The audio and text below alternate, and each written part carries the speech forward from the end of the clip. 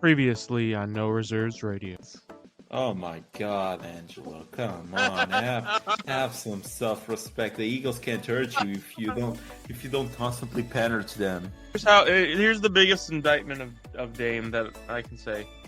Dame has been so off this year that Ren went on live air and said Jalen Brunson deserved an all-star start over him. You are now Angelo Dudululo.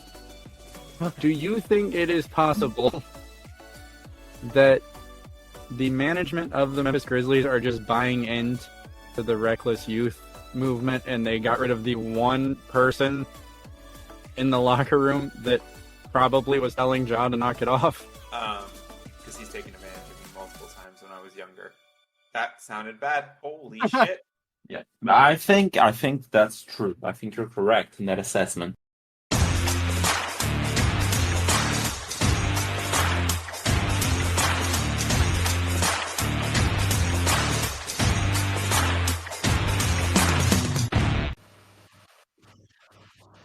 What's going on, guys? Welcome to another episode of No Reserves Radio. I'm your host, Angelo. With me, as always, is Alex. And Alex, the viewers don't know, but I turned it on at the worst possible time, and I love it. You did. What's going on, guys? What's going on, Angelo? Yeah.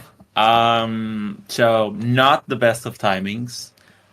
When yours truly was looking at something here. Yep. And yeah, we're back. A week of no football episode, and we're back. We didn't have any episode, actually. Actually, no, we did. We did drop an episode. That's actually what I want to talk to you about, because I am getting some backlash for what I said on the basketball podcast, and I just want your opinion on this one. Good. We're starting with basketball.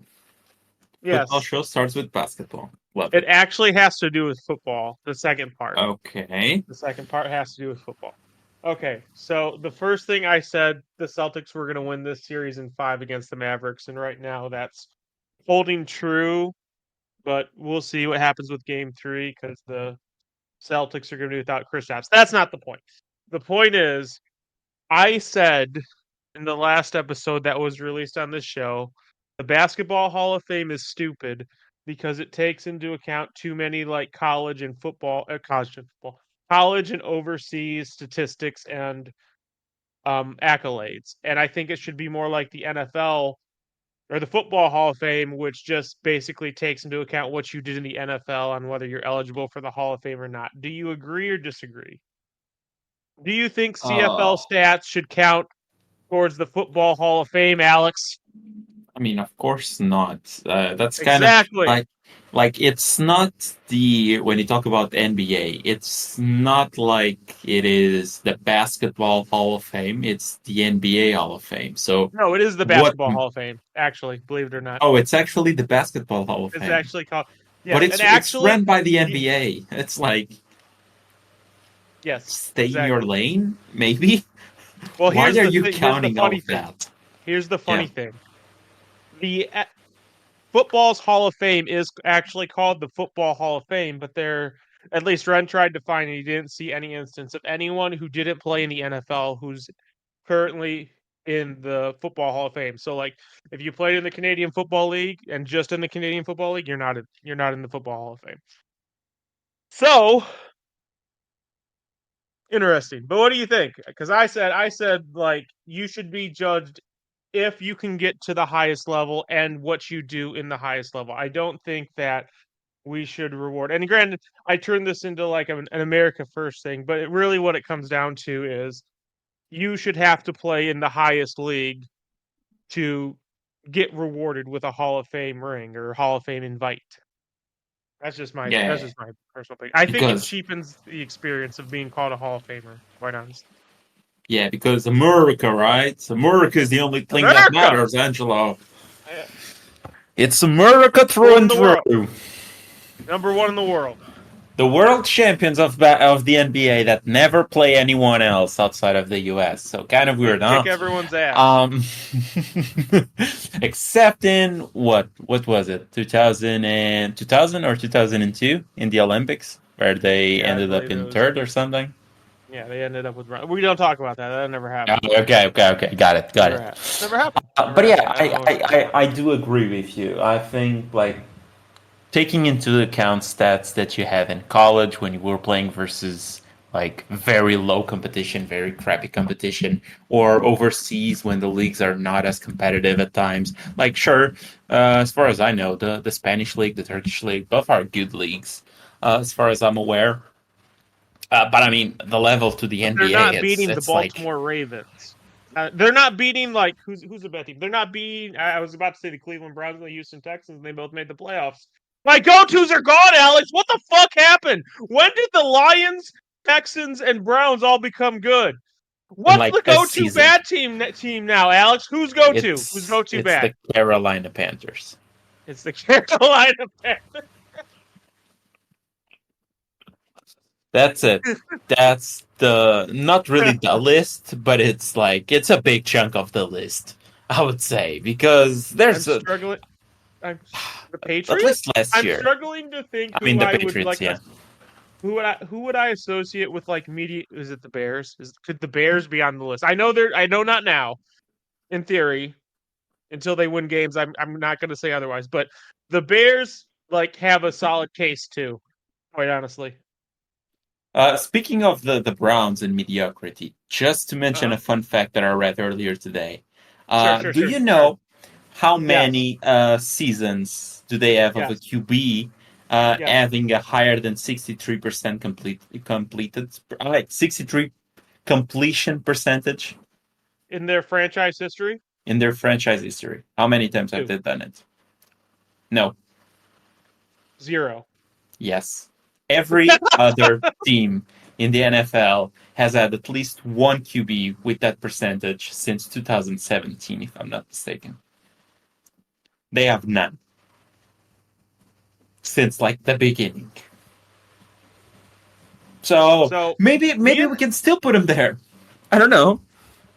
So actually, me and Ren had this conversation yesterday, and I actually kind of want to bring this up because Ren was talking about like the evolution of sports, like how basketball became like 3-point centric or bust, or how baseball is now home run, strikeout, or bust, basically.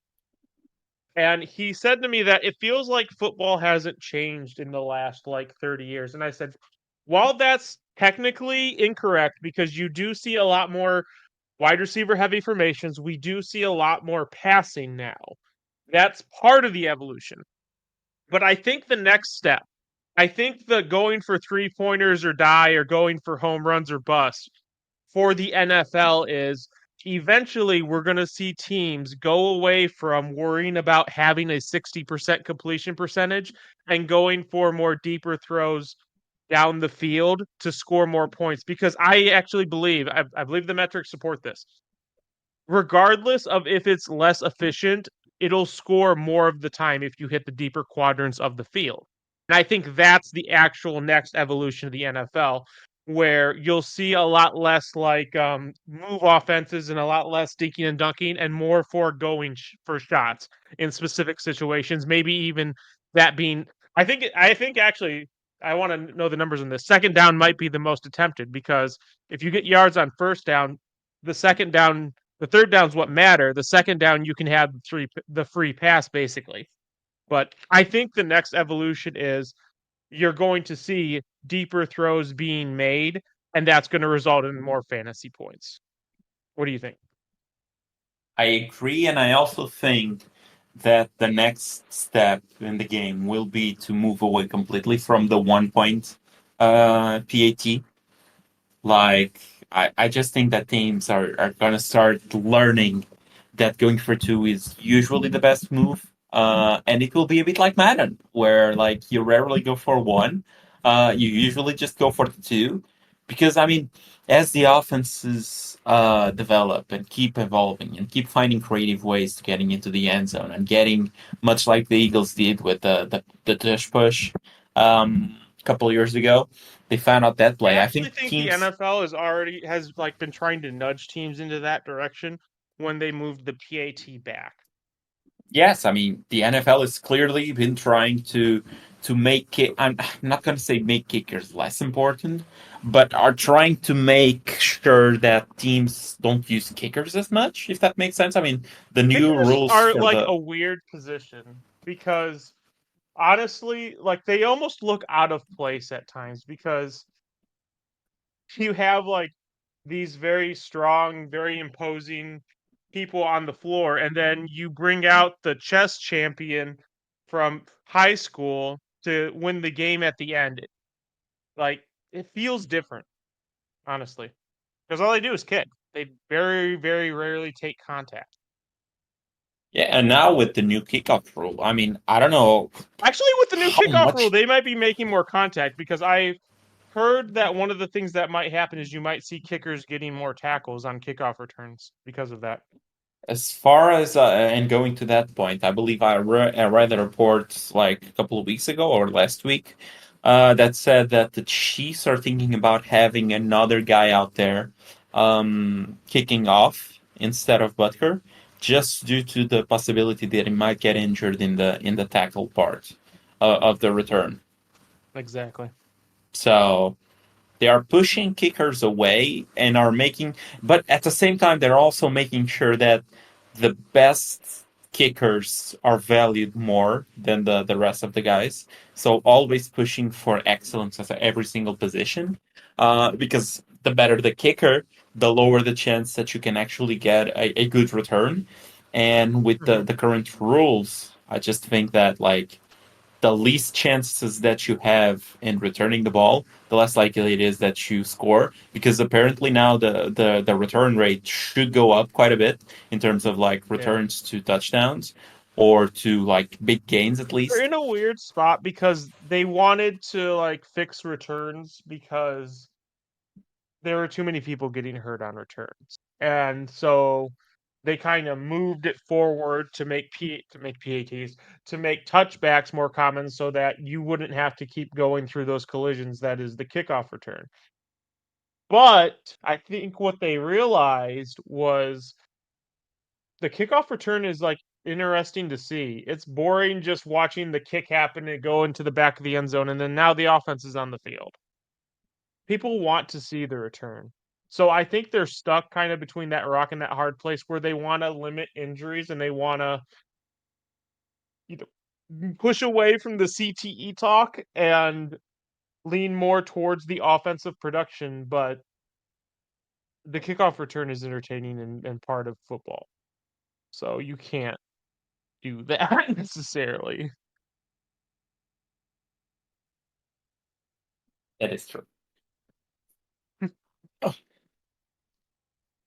So, what do you think though of the new Madden cover?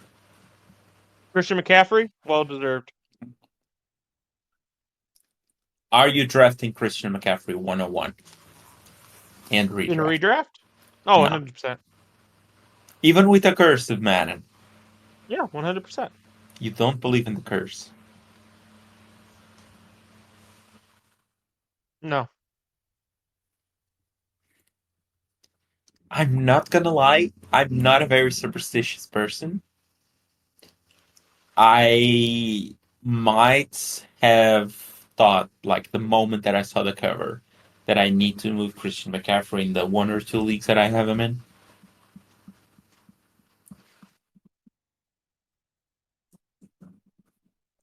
The cover, the age, the usage that he gets, the curse on top of all of this. I don't know. I don't know if I can do it, man. Like, he is already one of those guys So that if I'm got. gonna play devil's advocate, and I understand what you're about to go to. You're about to go to the injury history, aren't you? Yes. Okay. I understand that point, but at the same time, if there is a running back who could age more gracefully, it's someone with the skill set of Christian McCaffrey, who is more agile, who does more damage in the receiving game. Granted, he's still a freaking runner, but if you needed to limit touches, you could limit Christian McCaffrey's run attempts, and maybe even bring in someone like Isaac Guerrero to run in between the tackles, and then have Christian McCaffrey in the passing game still doing damage, and he wouldn't have to take as much contact as he would if he was taking inside zones between the tackles. Fair? But my rhetorical to that is the curse. That's your retort? Yeah, like curse, Angelo. Beware the Madden cover. Beware the curse. Beware the hooks. Yes. Like him being on the cover just makes me think that even with the lower usage, shit's gonna hit if they the opt fan. to do that. If I think eventually they have to do that. I'm just curious what year that is that they're going to start to opt to do that. This just feels like a perfect mix of. Stop this. He was pretty healthy last year. Everyone is on board for the 101. He got a new extension, 2 years, $38 million deal on top of whatever he had as well. He had no guaranteed money in terms of like signing bonuses due to the trade from Carolina to San Francisco. Now he has the deal. He played very well last year. Now he is the Madden cover. What can go wrong, right? Right? You're being overly cautious with this one. I think this is a no-brainer. You have the 101, you push the Christian McCaffrey button, and you have yourself an asset who's likely gonna put you in position to win the league. Like, what are you doing? What are we doing here? I'm trying to minimize risk. Stop it. This is why you don't win championships. Factually incorrect. I won the 32-team league championship. Congratulations. I have that one ring. But yes, it could be because I'm overly cautious. Feel good? Yeah. Winning one? Winning one did feel good. Baby steps. We'll look to win the next one next year. Baby steps. Okay, so you're not afraid of the curse. Well, to be fair, like last year, Josh Allen did play pretty well. Like when they made the switch of OC, he started playing pretty well. He didn't have any sort of injuries or anything. So maybe the curse either took a sabbatical last year, didn't want to target anyone, or maybe the curse is broken. Or maybe the curse will affect a McCaffrey that's not named Christian. That would suck for you, buddy. Yeah, it would. I think that in every single one of my leagues that I'm in with you, you have Luke McCaffrey in every one of those leagues. There's no I think. I have not pressed the draft Luke McCaffrey button in any league I'm in, even the ones without you. Yeah. 3 leagues that we're both in that I've drafted so far. And by the way, you know who my next round pick is too, because I've drafted him after Luke McCaffrey every time too. I just don't think that he will fall that much. He might not, but we'll see. Either way, it's a nice story to say I drafted the same 2 fucking people in everywhere. Well, huge risk. But hey, this is if you're listening and you're like, oh, this guy certainly doesn't take some of this advice, like go by your gut, not by consensus, or go by your own research. There you go. There's your proof. In fact, I'll even admit this. I'll admit this live. I had the opportunity to draft a Donnie Mitchell. Was his name Xavier Leggett? Yeah, I think it's Leggett. And Jermaine Burton, and I picked Luke McCaffrey. So it isn't like because he's around the same tier for me, quite honestly. I'm not saying pick Luke McCaffrey over fucking like Malik Nabbers, but you could be saying pick Luke McCaffrey ahead of Marvin Harrison Jr., right? I could, yeah. But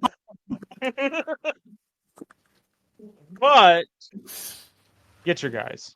You'll be happier because of it. Even if you're wrong. Even if you're dead wrong. You'll be happier knowing that you went down with your guys because You disagree with this, but this is something I basically live by. I did it with Terrace Marshall. I died on that sword. And I do it all the time, is I would rather lose with the guys I like than win with guys I don't.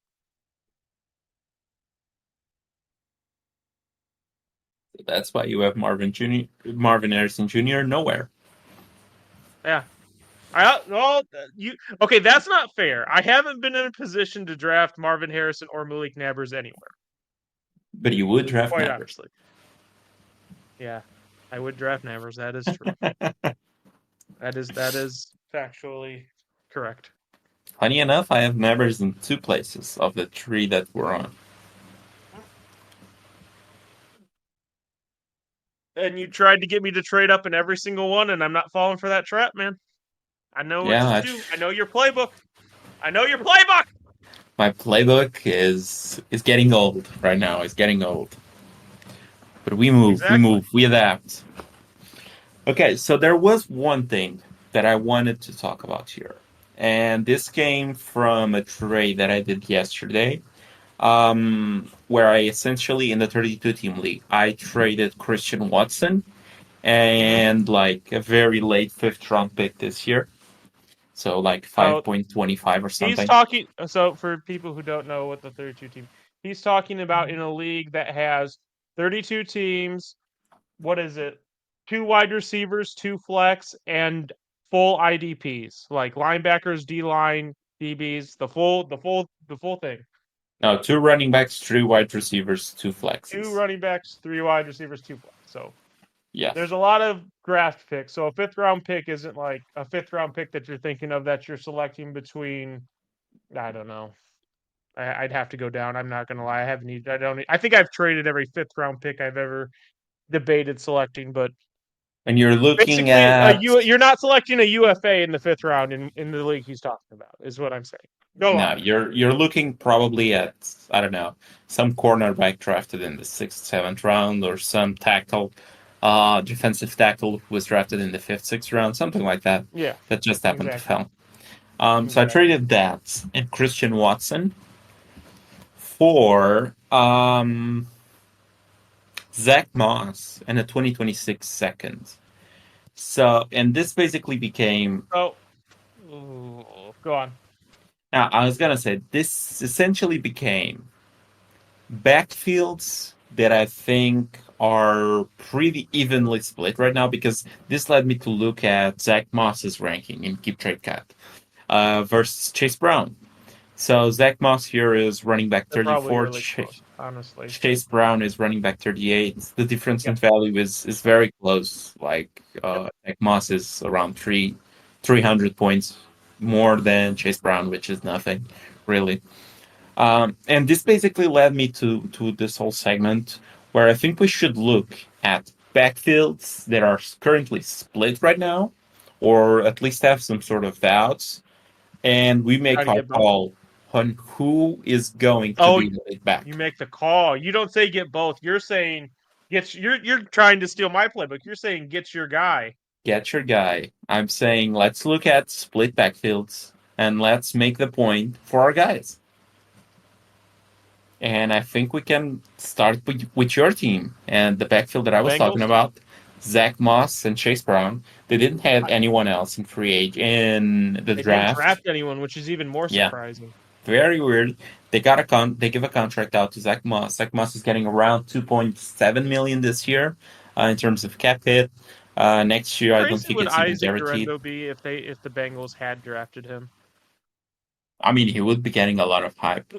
Let's say it's not crazy. Let's say it's not crazy. I'm not talking like in the 2nd round or the 1st round. I'm saying like where he went in the 3rd round. The Bengals select Isaac Guerendo, 3rd round pick, about where San Francisco got him. I think he'd be like the 3rd running back, 2nd or 3rd running back off the board, maybe even the 1st. People like me would make the case for the 1st. Yeah, insane people like you would make the case for 1st. But no, he would probably be in the mix for running back 3, probably. Yeah. But anyway, go on. So you want to make the case for Zach Moss? Okay, go ahead. I'm gonna make the case for Zach Moss. I mean, last year you look at no. last year you look at the Indianapolis Colts situation, and you had Jonathan Taylor miss part of the season. He was hurt for a bit, and Zach Moss came in, and I mean, to be fair, he played pretty well in that scheme. Um, he ran the ball well. I mean, for fantasy football, he was up there as a top 5 running back in the stretch that he was playing. Um, and he handled the workload pretty well to start. After that, after the initial like getting the job, he sort of took a dip in terms of production. So I'm not sure if if he's gonna be able to take on all of the load, much like, for example, a Mixon used to take. But I think like when you look at the backfield here, I think it's very similar to what the Cleveland Browns have with Kareem Hunt and Nick Chubb, just like to elite version of it, because none of these guys have Nick Chubb stats. I was about to say, please don't tell me you're about to compare Zach Moss and Chase Brown to Nick Chubb and Kareem Hunt. No, I am not. I'm not going to do that. But it's going to be a elite version of that, in my opinion. It's going to be, these two guys are going to have a role in that offense. Both guys should have some sort of production. But I think Zach Moss is going to be the Nick Chubb in this scenario. I mean, you look at his college profile, and if I recall this correctly, I don't think you were the biggest fan of Zach Moss, but I wasn't. Yeah, but I was pretty okay with him. I liked him quite a bit when he went to the Buffalo Bills. I mean, you look at his college dominator, he had an 84th percentile. His college yards per carry, he was 75th percentile. College target share, 9.7%, pretty good as well.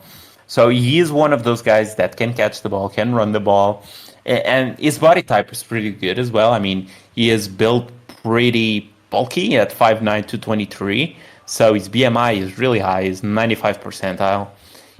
And he just looked the part when he got the role last season to start. I mean... He looked the part? Yeah, I think he did. Like, he had almost 200 yards receiving in just 14 games played. He wasn't the starter for all of those games. He was a starter for part of them. Time out. Wasn't the Colts quarterback Matt Ryan who couldn't throw a football more than 15 yards? No, last year was Gardner Minshew. Okay, it was Gardner Minshew. Okay. I'm mixing up years. Yeah. When Jonathan Taylor went down. Yeah. But Jonathan Taylor did miss part of last season as well. Yeah. And I mean, so this wasn't last season? This was the Matt Ryan year. What? Last year was the Minshew year. The year before was the Ryan year. What year are you talking about? The last year, 2023. Okay, just making sure. But Jonathan Taylor did miss games last year as well. So he missed in 2022. Yes. He missed part of the season, and last year he also missed time. So in the Petty War, he missed time last season in the Petty War. No, I think it was actually injury, because it was injury because he signed the contract prior to the season even starting. He missed last year. Started. Did he sign prior to the season starting? I think so. Yeah, I think he had an injury. I'm pretty sure the Petty War went into the regular season. No, he signed the contract, but he had an injury that we were thinking that maybe it was just like an injury to avoid the first part of like camp and all of that. Mm-hmm. But no, he then missed like the first, if I'm not mistaken, like 5 games or 6 games. You're right. He missed the first 4 games. Yeah. And then he had an injury after week 12. So he missed 13, 14, 15. And in those stretches, like Zach Moss was a pretty good player. I mean, he was a top 5 running back in those stretches that he didn't have Jonathan Taylor in. Now, I think in Indianapolis, it was just him. Like the rest of the guys weren't really that big of a factor. And I think you saw that in his physicality as the games went on. Like to start, he was pretty fresh. He was dominating He was dominating the ball. He was running with intensity. He was playing pretty well. And then as the season went on, and like the bulk of the touches started accumulating on a guy that wasn't used to that, because if you look at his rush attempts prior to that, they were never over 100. except for his rookie year, where he had 112. He followed that up with 96, then 93 rush attempts. Then he doubled that to 183 last year. So just happened to be one of those guys that was super good to start, then lost some of that burst. And I think with Chase Brown in there, the burst isn't going to go away. So I think you could potentially have one guy here that is being ranked fairly cheap and is very close to his I don't know, his backfield roommate, let's put it like that, in Chase Brown. And I think he's one of those guys. Like, we know that the Bengals offense will be good. We know that Joe Mixon had a pretty good role for them all of those years. And I think Zach Moss can jump into that role and be a pretty good running back. So I'm actually looking at some of their advanced metrics, and it's kind of hard to compare because it looks like Chase Brown didn't get enough opportunity last year to really like make any of these lists or make any of these numbers really mean anything. Yeah. But Zach Moss kind of did. So it's something that's concerning in his efficiencies, if you want me to give you some time to get to it. Yeah, go for it. Go for it? Okay.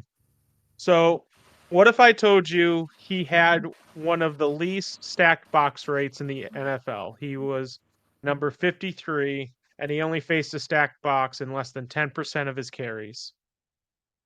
And what if I told you he had the number 3 light front carry rate? That means weak boxes. Number 3 in the NFL. Yes. Number 3. So yes. He didn't have a lot of stack. Mm-hmm. He was number 48 in yards created per touch. He doesn't create. That's the thing. So what better situation do you want to go into? I understand that he's probably going to get similar opportunities as far as, like, are you really going to stack the box when you have T. Higgins on one side, Jamar Chase on the other side? And by the way, Mike Gesicki's pretty damn fast at tight end who can burn you over the top. I don't think so. So what stacked front carry rate did you mention? Stacked front carry rate, yeah. Yeah, what percentage did you mean? 9.8%. Less than 10% of his carries came with a stack front. Okay, so that's not a whole lot different from Mixon, who had a 13.6. And when you look at that, you need to remember that Jake Browning was the QB for quite a bit. And in my eyes, it's like Joe Mixon, yes, not with Zach Moss. Yes, but I'm saying this is the situation that he will now be in, and it's not a whole lot different. When you look at like his situation, he didn't create an Indy with the light fronts. That's what I'm trying to tell you. I think Chase Brown could very well carve up an opportunity in Cincinnati. By the way, he's faster than Moss, a lot faster than Moss, quite honestly. Hold on, yes. let me see something else. He's actually stronger than Moss, at least by the bench press. He had a better college dominator rating. He's faster, more burstier, stronger. He's just lighter. I think if you give these guys a split if you give these guys a split share, Chase Brown wins out in the end. If you give them both fair shakes. Okay, and what was Chase Brown run blocking rating? Well, like I said, his numbers aren't that, but 7.5. It was pretty good. The Bengals. One of the things the Bengals have done with all this investing in offensive line is maybe not protect Joe Burrow, but they have been very good at creating lanes for their running. Wait, if I'm not mistaken, the lower the number, the worse the ranking. That's fair. So yes. If you're telling me 7 point something, I mean Zach Moss was 41.1. He was the 19th ranked running back. Just, if I'm not mistaken, 3 slots lower than Joe Mixon. Oh, so it was terrible. It was terrible. Oh my God. My bad. I read that wrong. Yes, Chase Brown was terrible in that sense. But I mean, this is another point in favor of Zach Moss. He's going to be the guy that is better at the run blocking as well. But he's not going to create. He's going to have a guy in his face in the backfield. He's going to get knocked down. That's the. Or he's going to be the guy that just hits the hole and gets the yards. What hole? All right, what hole? The The hole hole that that he's going to take a year and a half to get to that isn't going to be there? I mean, I thought, at least from looking at this tape, he looked like one of those guys that hits the hole pretty well. One of the complaints that I saw from some Cincinnati Bengals fans was that Joe Mixon was a guy that was at this stage of his career was just zigzagging around, trying to find the What? hole, didn't Yeah. really hit the hole that much, and There weren't that the many things. holes to hit, dude. I mean, you're telling me that, so you're telling me what? No running back in Cincinnati will be good. Like none of these guys will have any holes Well, to no, hit. it's This is it's a now the worst running back slot in the league. When before Joe Mixon no, has it had how many yards? How many it's a seasons as a mixed top thing. It's a 12 mixed running back? thing. So yes, the offensive line hasn't performed to standard, but you are going to be facing light boxes. So my question is, when you have a guy who needs to make someone miss, but if they make them miss, they're going to get huge yards. Who would you rather have that guy be? Zach Moss, who runs with the speed of a refrigeration truck, or Chase Brown, who ran a 4.43 in the 40? Yes, in Who's gonna that make sense, the guy miss first more? The guy sure. who can't get anywhere, or the guy who can actually be agile and Sure. So create when space? it's 2nd and 18 at the middle of the field, I will want Chase Brown to get those 10 yards in a single carry to maybe give me a chance in the third down. Sure, I'll want Chase Brown there. I'll give those carries up to Chase Brown. But who do you want when you're inside of the 5 and you're looking to give out the ball in order to get the touchdown? Chase Brown is stronger, Alex.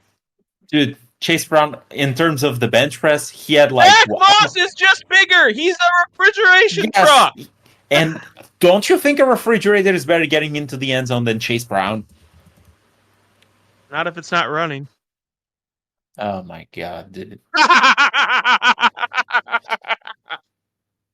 That was a good joke. Like, Stop it. come on now. I want the guy who is almost Yeah, Zach Moss is 230 going to get the pounds. goal line carries. There's your Great, argument for Zach Moss. He's going to get great. goal line carries, and the So Bengals he's offense, gonna get the goal line carries. He is a better unless pass blocker, and he probably gets a whole lot of the passing down game as well. So he had, like for example, Chase Brown had an 8.2 college target share. Zach Moss had a 9.7. So Zach Moss probably a better receiver, probably gonna be involved in third downs more, and probably gonna get the goal line role.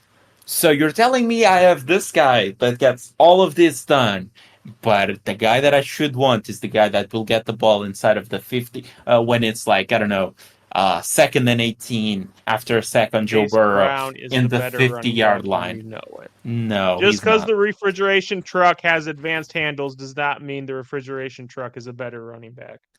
Let me know when Chase Brown has had over 900 yards all purpose in the NFL. Please. Please do.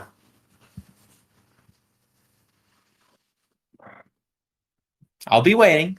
I'll be waiting. It might be this season. Ha! Oh, buddy. So your take is Chase Brown. My take is Zach Moss. Yes. You're calling your Although, shot. to be honest, the Bengals.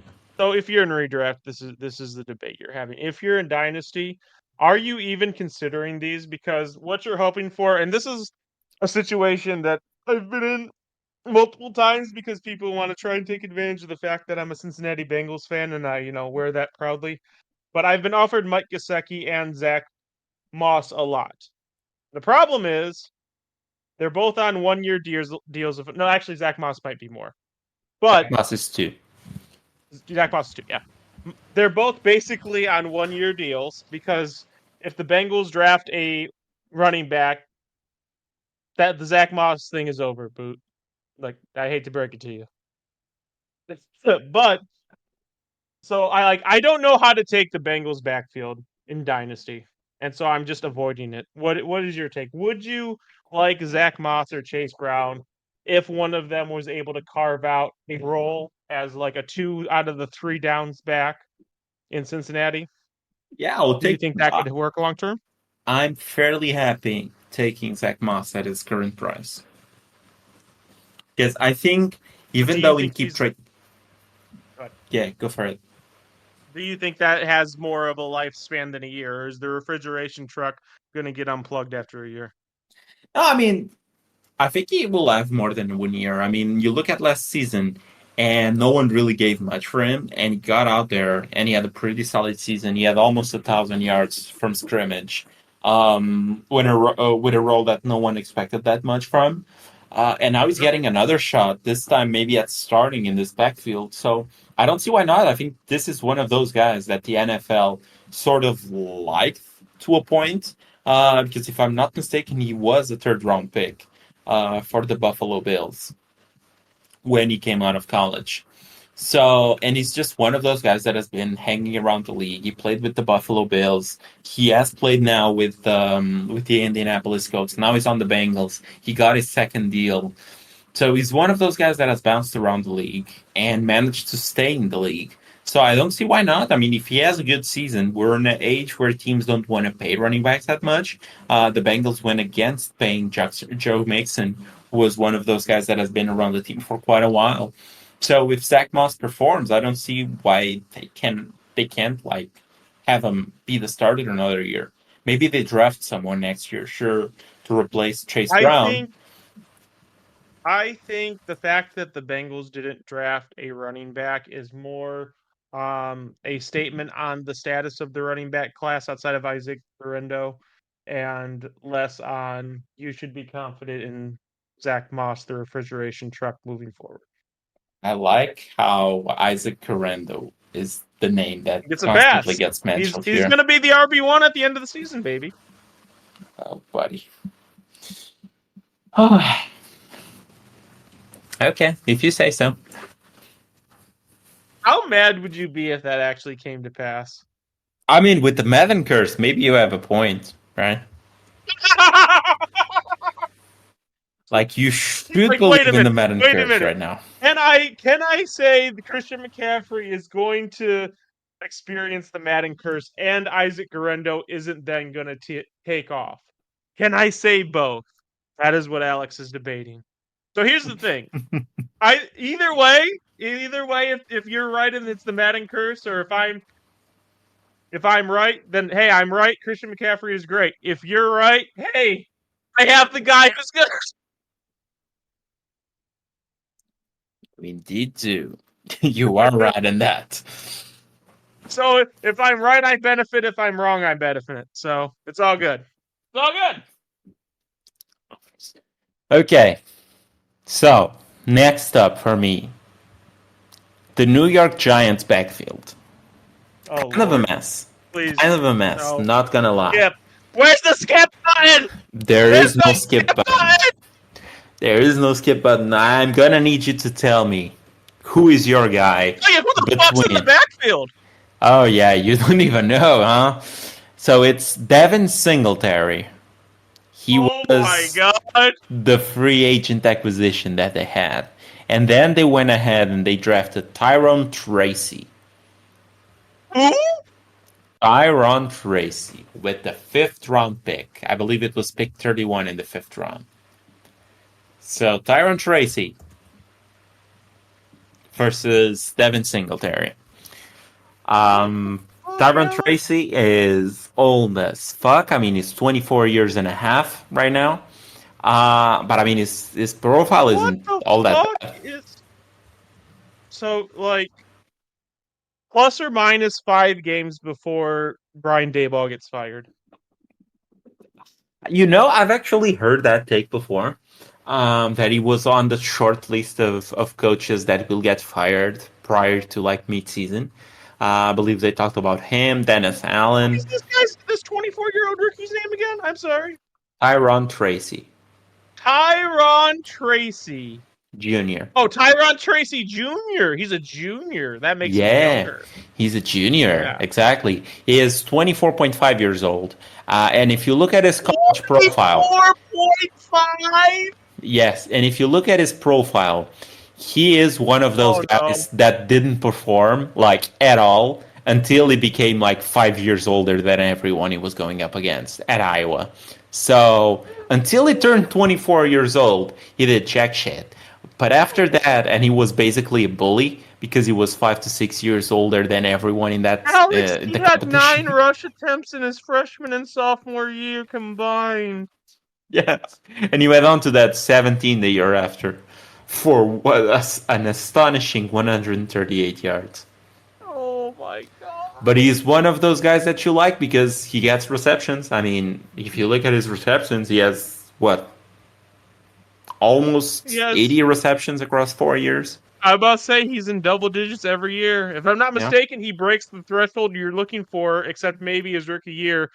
I think 15 is the threshold. He got 14, which is, you might as well just count it. He broke the threshold every year.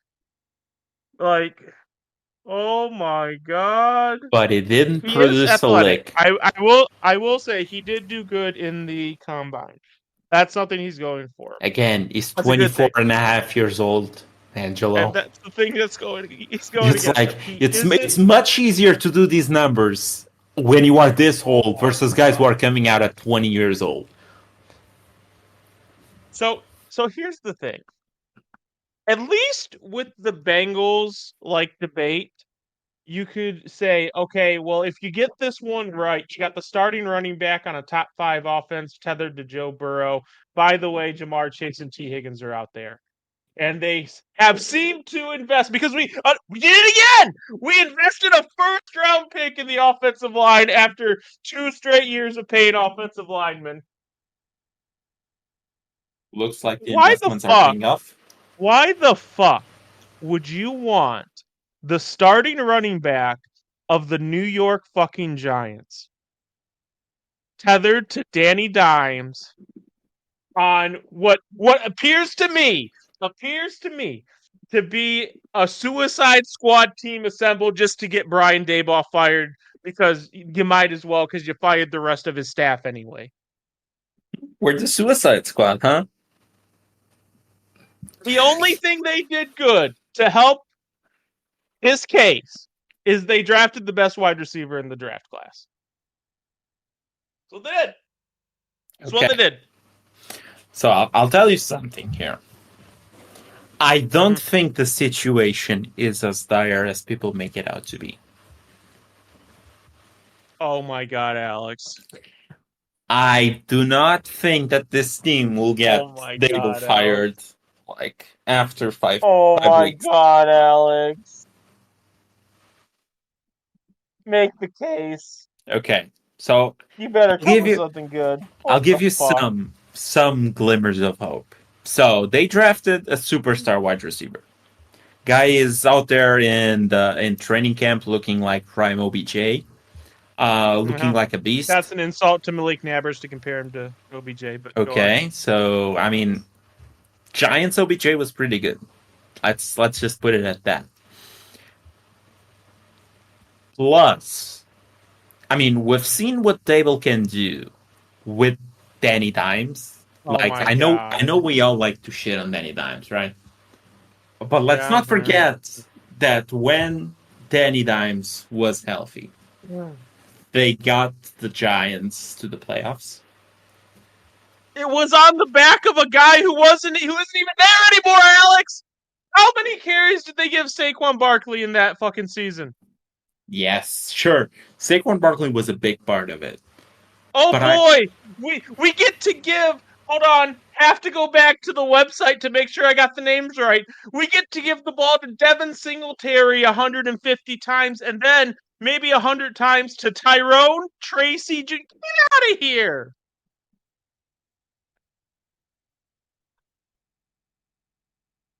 You're just gonna. I think they would win more games if they just decided to throw it up to Malik Nabers every play. That's all I'm saying. I know it's very tough to argue this. Sure. No shit. Okay. But I think the Giants last year were sort of an anomaly. I think that team could have done more if the pieces were healthy. I'm gonna read you a stat because you know I like my stats, but you know that. Okay, since 2000, 40 teams have finished with at least plus 66 EPA gained off turnovers. So 40 teams plus 66 EPA per gained off of turnovers since 2000. All of those finished with a winning record, outside of one. So 39 finished with a winning record. I wonder who that is. The last one was the New York Football Giants of 2023. Last year, the Giants, because they were fucking terrible. No, I think it was just the execution in the end that didn't work out because they were getting the turnovers. Oh, great! They don't execute, but they have the numbers to back up being better than they. Oh my! I think so, and with everyone healthy and adding one of those great weapons in Malik Nabers to this offense, I think things will eventually turn out better than expected. Like I'm looking at this team. Instead of winning 3 games, they win 4. No, I'm looking at this team right now, Angelo, and I'm seeing additions of Ryan Burns. I'm seeing additions of Malik Nabers. I'm seeing Danny Dimes coming back healthy.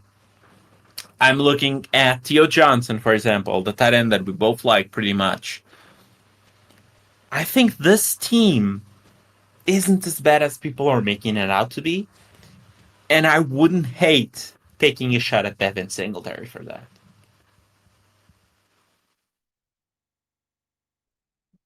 Where Am I nuts? Devin Singletary listed? Hold on. It really depends on where to keep trade cut. Let's see where this man is listed, and I'll tell you how whacked out crazy you are. Rankings. Let's not do Superflex. Just for the gigs. I don't think you can say that I'm batshit crazy when you look at his ranking. And I'm going. Oh, hey, there's Barkley, the person who should be the Giants running back. Anyway, I'm going. Oh, there's Tajay Spears, the second running back in Tennessee. I'm going.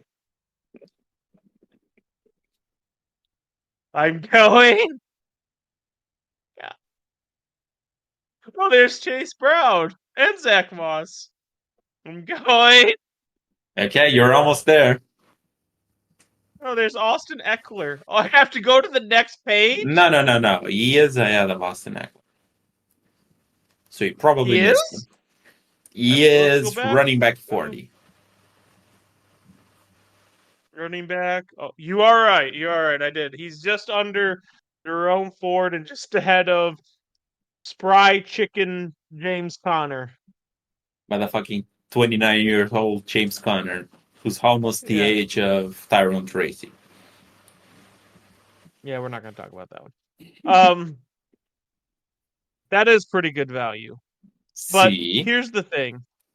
I'll give you that. That's good value. But here's the thing. Here's what it all comes down to. So yes, you could have the starting running back, but the problem is you have the starting running back on the New York Giants. Yes, that is true. Why would I want the starting running back on the New York Giants? The New York Giants might not sniff the end zone in multiple games, Alex. We always say that about these teams, and it's like, oh, the Washington, and last year I remember it was the Washington Commanders. Washington Commanders won't sniff the end zone. And none of that. And you look at it's week 14 and Sam Howell is sitting up there as a top 5 player in terms of passing yards. That's because he got opportunity. That's because Sam Howell had the keys to Sam Howell's fate. The keys to Devin Singletary's fate are squarely in the hands of Danny fucking Dimes, Alex. Yes. They are not in Devin Singletary's hands. Danny Dimes, who got the Giants to the playoffs a couple of years ago. Oh my god. That's the Danny Dimes that I remember. I mean, they'll get into the red zone multiple times on Danny Dimes' read option where the fake is to going to Devin Singletary. Okay. Let's take a timeout here. So you're telling me that they won't sniff the end zone, right? You're telling me that they're going to be In behind. games. I'm not saying every game. I'm not saying they Yes, won't in score a games. single. Sure, whatever. In games, Yeah. they won't sniff the end zone. You're telling me the offense will be so anemic and the defense will be so bad that they're always playing from the behind, right? Sure. Sure. Wouldn't that actually be a benefit to a guy who got like 50 targets in 3 out of the last 5 seasons? Yeah, it would. Yeah, so Devin Singletary, 50 plus targets in 3 of the last 5 seasons. Last season, he only had 38. I put only in like air quotes because 38 targets is still pretty good for a running back. Yeah. And if you're telling me this guy will also be the leading player in the backfield, I mean, at running back 40, I'm sort of Potentially. sold. Like, Oh my god. I don't know why not. We get too stuck in this. The team is bad, the players will be bad. No, I mean, if the team is bad, they're going to be playing from the behind. They need to throw more. Throwing more, as you said to start the show, usually tends to lead to scoring some points. So, I mean, if they're going to throw Devin the ball, Singletary is not Austin Eckler. he's not. Sure, he's not prime Austin Eckler, whatever. At running back He's 40, not I this year don't. Austin Eckler. What the fuck are you talking about? I don't know. Me, I was gonna talk about that backfield next because apparently no one likes Austin Eckler anymore. But he is a decent to good NFL player. I mean, he's been in the league for 5 years now, so I at least have to give him that. He played pretty well with the Houston Texans last year as well. He had over 1,000 yards of scrimmage. So this just feels like one of those guys that, I mean, he's 26.8. He's in one of those ages that people don't really like him that much. He's playing for a shitty team, sure, all of that is factually correct, whatever. But I mean, he's still gonna get the opportunity. I mean, he's gonna get. Last season, he had 216 attempts rushing. He had on to that 38 targets. So he had over 250 total opportunities to touch the football. I mean, he's gonna have over that in this offense, in my opinion. So this is still an offense that will want to run the football, much like they did with Saquon Barkley. That will want to involve the running backs. They will want to involve their rookie wide receivers. So I think the two main points of focus for the offense will be Malik Nabers and Devin Singletary. And at running back 40, I mean, just sign me up. Like, I don't think this is really competition between him and the almost 25-year-old was playing bully ball versus children straight out of high school last year. So I like Devin Singletary at this price. I think he can have a pretty solid running back to low end running back to season. And at his cost, I think it's pretty good. You're getting a guy that can start on bye weeks, that can start in deeper leagues at flex or at running back. So I like it. So you like Devin Singletary. Yes. I am just what the fuck. You hate I Giants, actually pressed the period. skip button.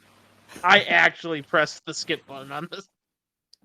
Okay, so now we'll talk about your favorite player for a while now. Yep. You're Austin Eckler.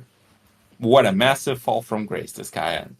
So, Washington Commanders, Austin Eckler, Brian Robinson. Yeah. Yep. Brian Robinson is 25 years old.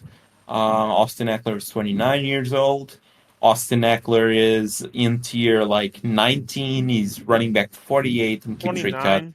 If I'm not mistaken, he's 29 or 30. He's 29, yeah. He's 29, but he's on tier 19. He is running back 48, and Brian Robinson is running back 30 at 25 years old, tier 15. So the difference in price here is getting up there. It's around 700 points in value. Who is your guy in this backfield, in this Washington Commanders backfield? He's gonna be. This is the first one we might actually be the same on this, and once you understand my reasoning behind this, you'll. I have a sneaky feeling that we won't be on the same page. It's Brian Robinson. Okay, maybe we are. Okay, go for it. So the reason I like Brian Robinson is because if you look at dual threat quarterbacks, and can we just say that Jaden Daniels has the potential to be one of the best, if not even the best, dual threat quarterback in the NFL, on par with like a Lamar Jackson. No, he's never going to be the first, maybe second to Anthony Richardson. Okay, so he's okay on par with Lamar Jackson, Anthony Richardson. He has he's in the potential talk. That's what I mean. He has the potential. Yes. Those guys, generally speaking, do not throw it short. And the beneficiary of having a dual threat quarterback, if you're a running back, usually is opening of lanes because you need ends and linebackers to play spy for that running back, which opens holes up in the middle. Well, that holes that are in the middle are going to be more focused on Brian Robinson and less focused on Austin Eckler. Unless you're telling me Austin Eckler is going to be the goal line back for the Washington Commanders, and if you tell me that, then like if that actually happens, then and Brian Robinson didn't get hurt, then I lose. Like I didn't have that on my bingo card. But the beneficiary for the type of quarterback Jaden Daniels is Brian Robinson. You wanted Gus Edwards in the Ravens offense. You didn't want J.K. Dobbins, even if J.K. Dobbins was the more agile and more talented running back. Well, let me just stop you there. You want Gus Edwards because J.K. Dobbins was never actually healthy. Ouch. That hurt. That hurt, man. That hurt me right in my soul. But yes, that is true. You wanted Gus Edwards. Yeah. You're thunderstruck. You don't know what to say. Now, I basically just took your entire argument and said it to you. No, that was going to be, part of my argument was sure. This was going to be that. And although I do think that Brian Robinson is probably running back one here, I'm going to say for the difference in value, I'm not sure if I wouldn't just take a stab at Austin Eckler. You'd rather just take the stab? I understand that like Brian Robinson is the best fit for this type of QB. But I would just like to remind you that Brian Robinson wasn't actually picked by this staff, wasn't actually picked by this front office or the ownership even. But Austin Eckler sort of was. So he got the free agent deal. He got all of that to join this team, to join Cliff Kingsbury's team. They didn't draft anyone, so... They didn't really draft anyone, true. So it's kind of like, although Brian Robinson, and I've been a big Brian Robinson fan since he came out of college. So I do like him quite a bit. But I just think that people are starting to slip off on Austin Eckler quite a bit. I mean, he had a massive fall from grace. I mean, you were looking at, like, just 6 months ago, you were looking like a guy who was ranked right around, which was it? He was right around running back 17 a couple of months ago. Like, by the end of the season, he started to go down a bit. And, like, by the time we got to the Super Bowl, he was running back 34. So after that, and just on the pure, like, change of scenery, he went from running back 34 to running back 48. So he dropped off 14 slots. I understand rookie hype. I understand all of that. People aren't too happy with the landing spot with the Commanders. But it's like this coaching staff actually wanted Austin Eckler, and they showed us that by giving him a deal. Sure, it's not that big of a deal, and I was actually surprised at how small the deal was. But regardless, it's still a free agent acquisition, and it is the only running back acquisition that this staff made. So it at least tells me that they are somewhat keen on him. And that's sort of enough for me to justify the cost of a running back 50 range versus a running back 30. I just feel like you can probably get Eckler for much cheaper than you can get Brian Robinson. Because of age, because of the whole fact that you said of running QBs and pass catching running backs, just not mixing up all that well. And at running back 50, you're sort of getting a steal. I mean, you know what you're getting in terms of a player. Austin Eckler is a great player. Last year, he didn't really look like he was losing anything too major. I mean, he's 29 years old. Sure, he's gonna lose a step or two, but it didn't seem to affect him massively. He was still pretty effective when he got the chance, and he The played offensive pretty well. line was more atrocious than Yeah, Austin Eckler. the O line wasn't all that good. They faced the The offensive turmoil. line for the Chargers was so good that the new staff decided the first thing they would do after losing Mike Williams and Keenan Allen was draft an offensive lineman when they had the opportunity to draft one of the best wide receivers in the class. Yeah, So so the O line that says wasn't all it needs good. to say. The coaching wasn't good. I mean, Staley was a disgrace of a coach. So now clean house, and here as well, you had some cleaning to do in the Washington Commanders, and they get this player that has been very good for us for fantasy football for quite a while. And although he's older, I still think he has some juice left. So I wouldn't be shocked if we're sitting up here next year and like Austin Eckler finished well above and beyond where Brian Robinson finished. So I wouldn't mind taking a stab at Eckler, although I think that Brian Robinson, damn it, I just say Brian Thomas now. He's in my head. Although I think Brian Robinson You is a Jaguars very fan? good running back. No, I am a Brian Thomas hater, but he's on my mind now. Uh-huh. So I would just take a stab at Austin Eckler, really.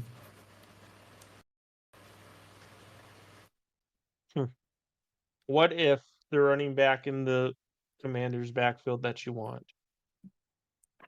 is secretly Luke McCaffrey? So next, we are going to look. It's like it's the ghost that I can't get away from. It's Luke McCaffrey and Isaac Guerrero. It's the Yep. two guys that I can't get away from this Nope. draft season. I'll make sure they're said so many times that someone down the line makes a counter for how many times I said the names Luke McCaffrey and Isaac Guerrero. We need a counter on that, guys. So Yeah. if you have time, go for that one. So I wanted to talk with at least one more, and then we can see how we are time-wise. But the Denver Broncos backfield is intriguing to me. Because on one end, you have one guy that I really liked a few years ago when he came out of college, and Javonte Williams. And he was a very good running back. He suffered from injuries in his rookie season and then in his Alex second doesn't want to season. talk about Javonte. Yeah, Javonte I was not was a on the favorite hype of on mine. him. Unfortunately, the correct answer for the running back hype train for that season was just get no one. But Well, actually, no. In hindsight, it was ETN. yeah, You just had to ETM. be more patient than I was. Anyway, Yeah, basically. But Javonte, I mean, he was one of those guys that got some hype, was drafted very early in the second round. But now you're facing Sean Payton. And if anything, like, if we've learned anything from Sean Payton, it's that he usually likes his guys over whoever was there before him. And I think we're starting to see a bit of this now with the Denver Broncos. I mean, you look at the Broncos, and it's like Russell Wilson was there prior to Sean Payton joining. Russell Wilson didn't really mesh all that well with Sean Payton and the whole like game plan that he wants to deploy. So he got rid of Russell Wilson. He got rid of some of the guys on defense. I'm talking about, for example, the safety that they had, Justin Simmons. I'm talking about like Randy Gregory, for example, as well, that moved off. I mean, he is one of those coaches that he wants his guys. And now at running back, last season you saw some Jaleel McLaughlin joining into that backfield, taking away some snaps from Javonte Williams. And now this year, he drafts a running back. Sure, he was sort of a late running back. Picked in round 5, pick 12, if not mistaken. You had Audric Estime joining the Denver Broncos. And this creates a weird backfield here, where you have one guy that people are still sort of high on in Javonte Williams. I mean, you're looking at Mm-hmm. Keep Trade Cut. He is running back 24, if not mistaken. Yeah, 24. And you look at Audric Estime, and he is running back 50 on the dot. And then you look at Estime's profile. And Estime was one guy that was getting some hype prior to the combine.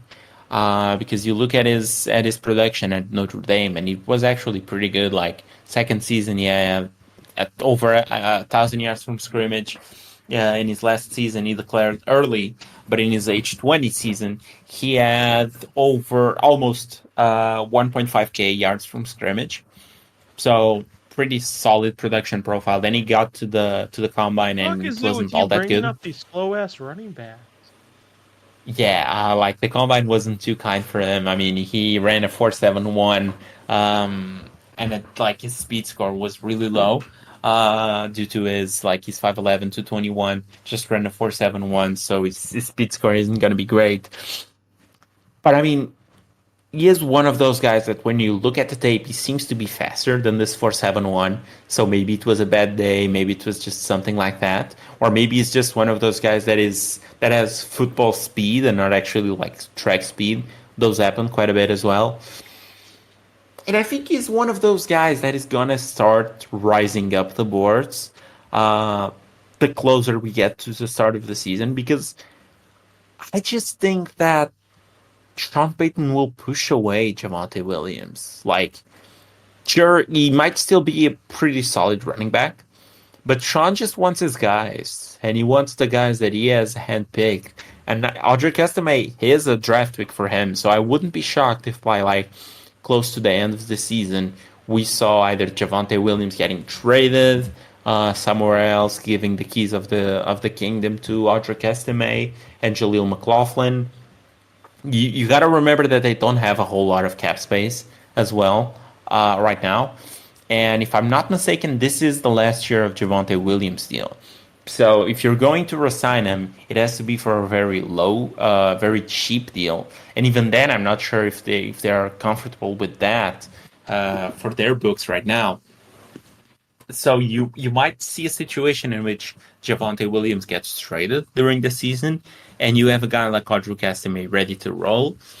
So I don't know. I think at cost, I would likely take Audric Estime ahead of Javonte Williams.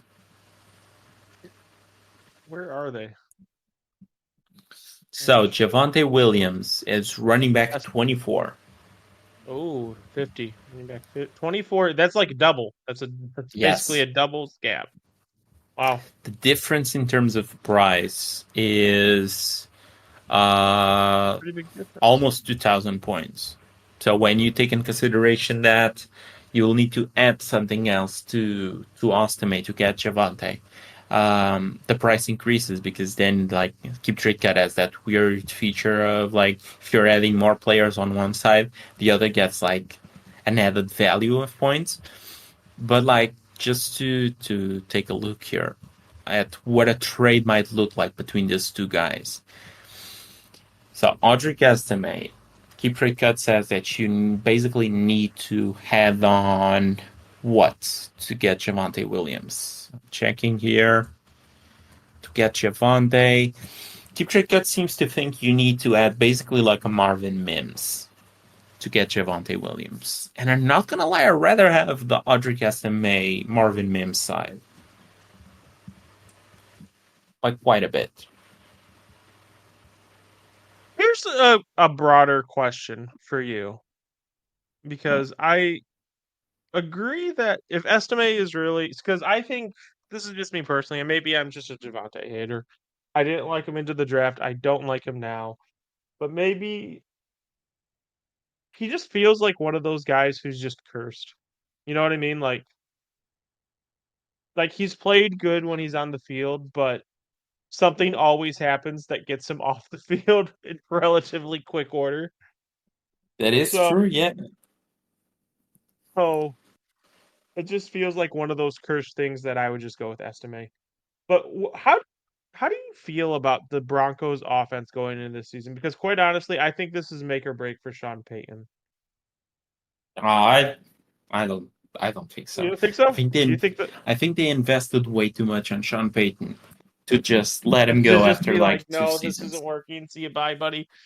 Yeah. Because they have a lot of really young pieces in that offense. You just said Estime. Javante is 26. Granted, I guess that's old for a running back. They have Bo Nix, who they just drafted. They have Marvin Mims. Marvin Mims. Yeah. They lost Judy. They kept Sutton, if I'm not mistaken. Yes. And So, Sutton, if I'm not mistaken, wants a new deal. right. So So, is this one of those offenses that we might be undervaluing because that's a lot of rookies, dude. That's a lot of young pieces with not a lot of NFL experience. But if there's someone who could create a good NFL offense, historically speaking, Sean Payton is that guy. So, do you think that we're undervaluing Denver, and what do you think Denver's ceiling is? I think Denver's ceiling is gonna be a a reduced version of what you had, or a very similar version to what you had in late season, late stages. Drew Brees. So it's going to be a conservative offense. There's not going to be a whole lot of forward passing. There's going to be a lot of short things just to keep the chains moving. It's going to be a very effective offense and a very like dink and dunk offense. Let's put it at that. With the occasional deep shot throwing in.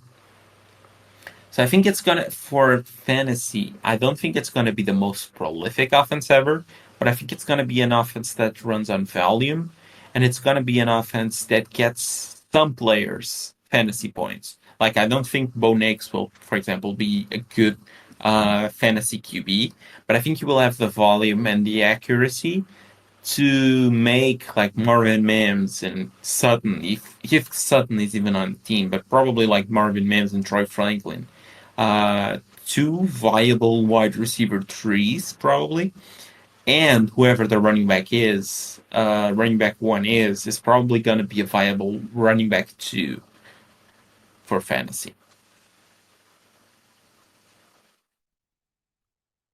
So it's Mhm. going to be a so and so offense. I would look at I it think as it might well. be hit or miss. That's Yeah, just I me. think it's gonna be. I think the closest thing might be like rookie year Mac Jones.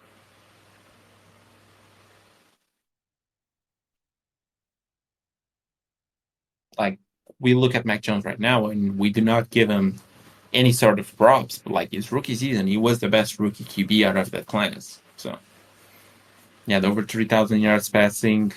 The offense moved some chains when needed. They made the playoffs even. They had a good defense, and I think the Broncos will have an okay to good defense. Now they play in a very tough division, in my opinion. The Chargers are still the Chargers. I think they will be good.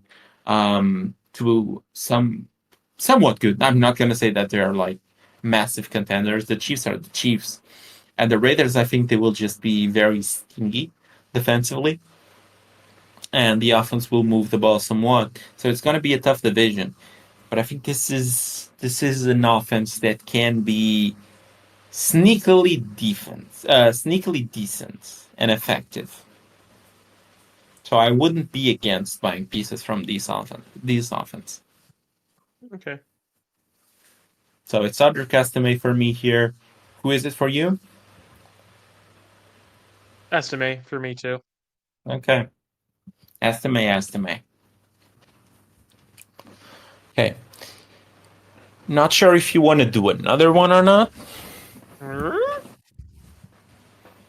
Depends who you got. I'll tell you if I want to press the skip button or not. Okay, let me take a look here. Okay, there's one that is interesting, but I think we'll both go the same way. Yeah, but it's probably the best one because the guys are all pretty much tied up together except for one. So we'll look at the Los Angeles Chargers backfield. And there are some names here.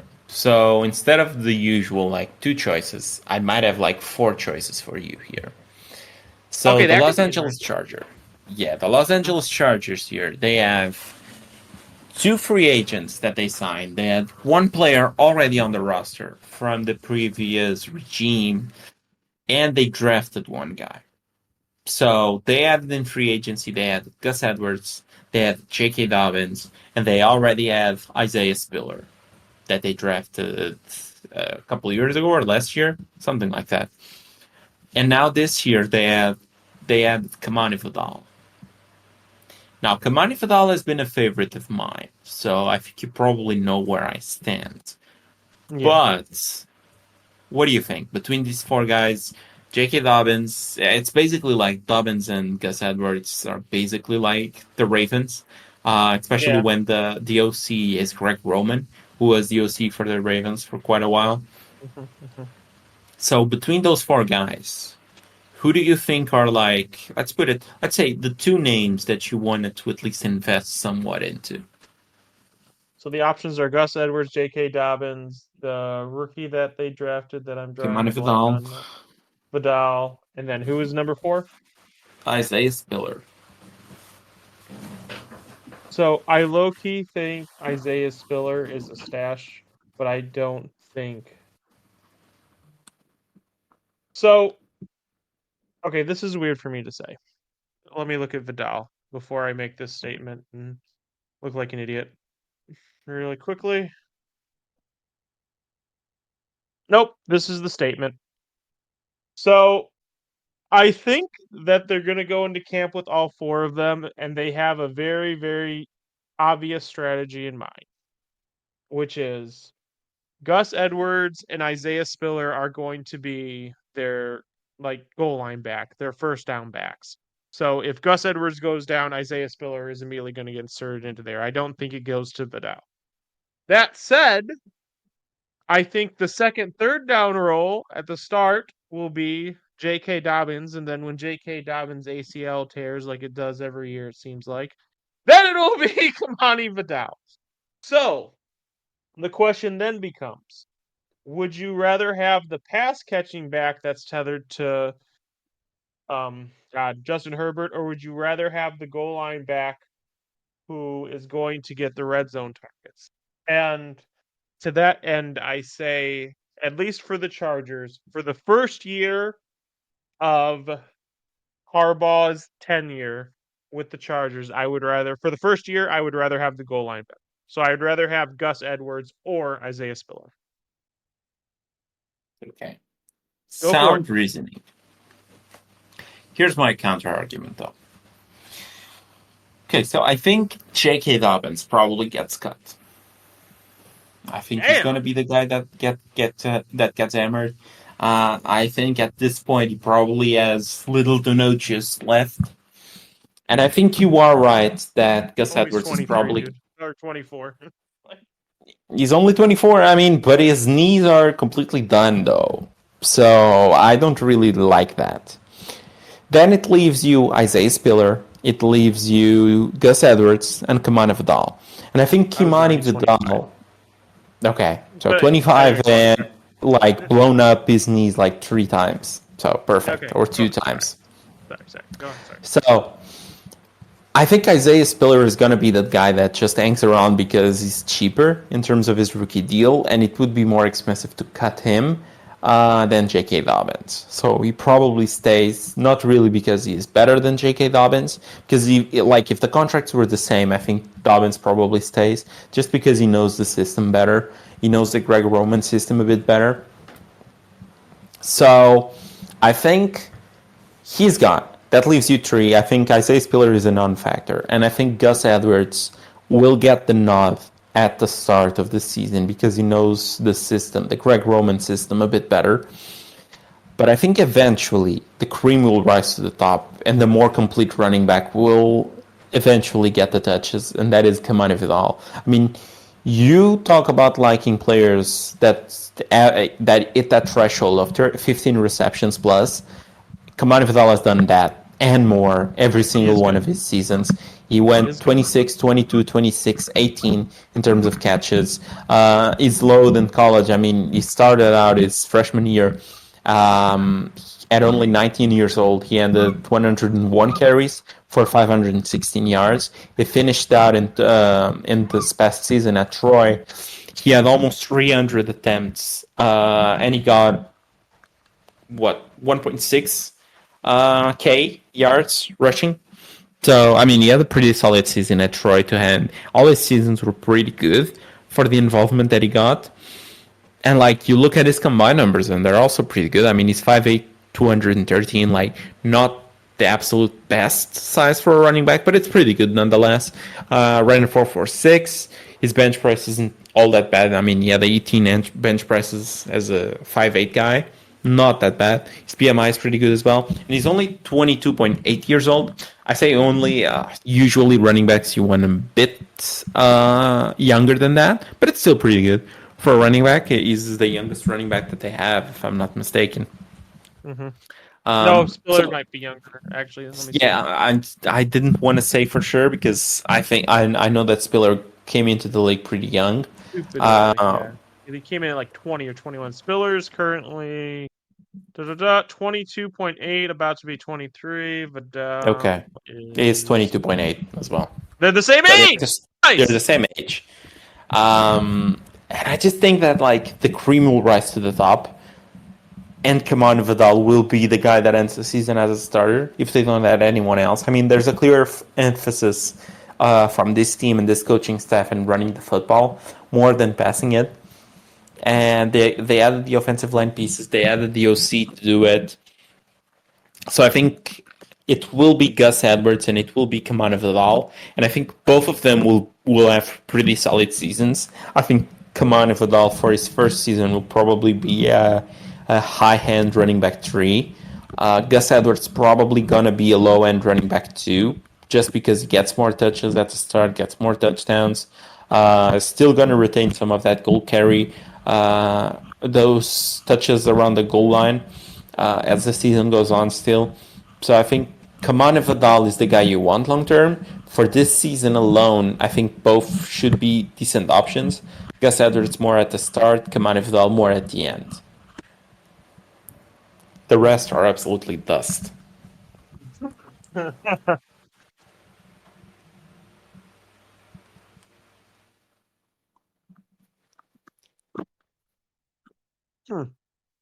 that was our take. That was our take. Anything else you want to add today on this beautiful day?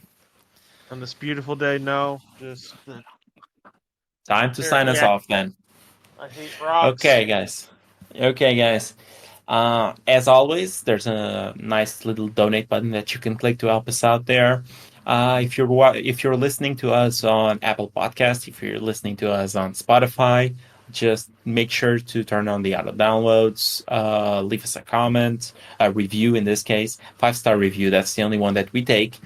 And subscribe to the podcast, of course. If you're watching on YouTube, you know what to do. It's all those little things that you've been doing for 10 years plus.